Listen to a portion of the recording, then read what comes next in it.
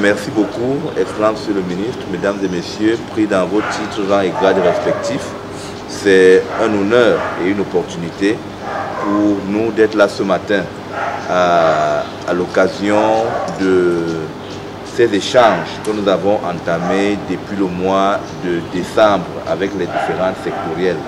Il faut dire qu'ici, nous sommes pratiquement à la 12e étape pour sensibiliser tous les acteurs pour cette initiative qui est la couverture santé universelle qui a été lancée par le gouvernement le 12 avril 2021 dans la région de l'Est, notamment dans l'arrondissement de Mandjou. Nous voulons déjà dire toute notre gratitude à M. le ministre de nous avoir permis cette opportunité de pouvoir nous adresser ici solennellement.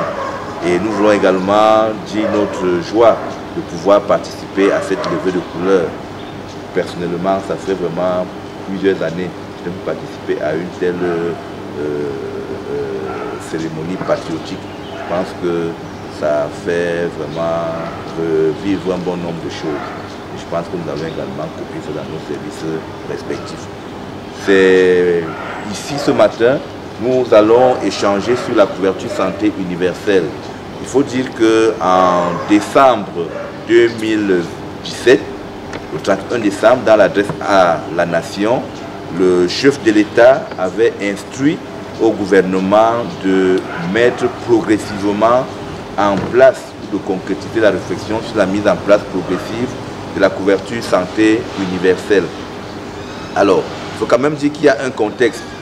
Si on a déjà cette adhésion qui vient au plus haut niveau, cette volonté politique du premier Camerounais qui est le chef de l'État, on doit quand même dire que le pays a un certain contexte. Et le contexte, il faut dire que nous avons une protection sociale de nos populations qui reste très faible. On est à 6,45%. On a une protection sociale en service de santé qui reste également très faible. On est à moins de 45%.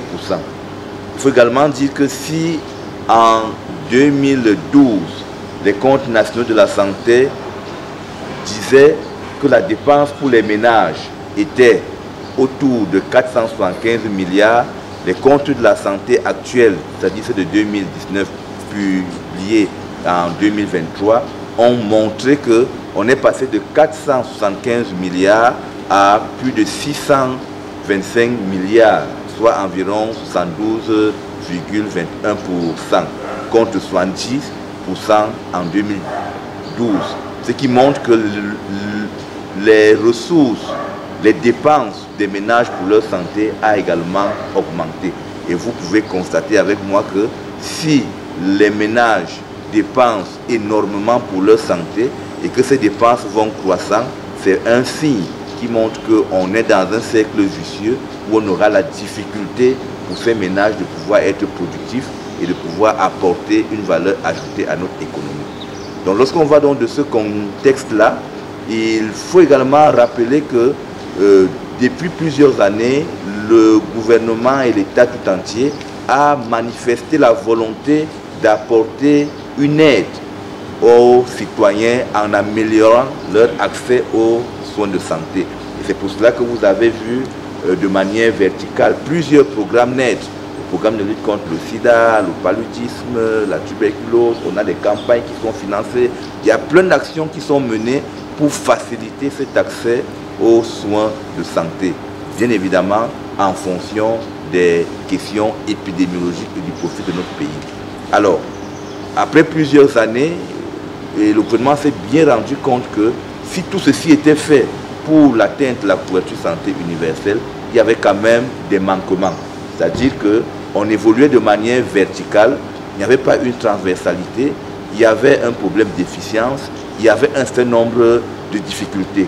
Alors, en 2023, pour concrétiser dans l'instruction du chef de l'État, une réflexion a été menée, de nombreux groupes de travail ont été planifiés, mis en place, et on a abouti à la résolution selon laquelle il fallait rassembler toutes ces initiatives visant à améliorer la santé des populations, déjà planifiées et budgétisées par l'État, pour lancer la phase 1 de la couverture santé universelle.